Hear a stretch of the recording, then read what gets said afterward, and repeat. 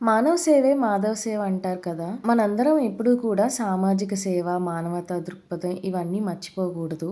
సాధారణంగా చిన్న పిల్లలకి ఏదన్నా చిన్న హెల్త్ ఇష్యూ వస్తేనే మనం అల్లాడిపోతూ ఉంటాం. అలాంటిది పసిపాప పునర్విక కోసం వాళ్ళ తల్లిదండ్రులు ఎంత బాధపడుతున్నారో ఊహించలేము. పునర్విక అలాగే తన ప్రాబ్లం మీలో చాలా మందికి తెలుసు. కానీ తెలియని వాళ్ళు ఎవరైతే చూస్తున్నారో వాళ్ళకి చెప్తున్నా. పునర్విక ఎస్ఎంఏ టైప్ 1 అనే డిసీజ్‌ని ఫేస్ చేస్తుంది. ఇదొక జన్యు సంబంధిత వ్యాధి.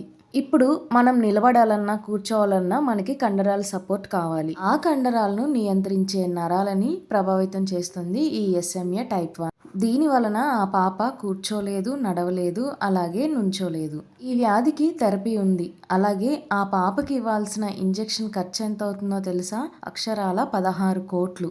ఆ పాపకి ట్రీట్మెంట్ అవ్వాలి అంటే మనం అందరం ఏకమవ్వాలి. చాలామంది తమ వంతు సాయం అందిస్తున్నారు. మనం కూడా మన వంతు సాయం చేద్దాం.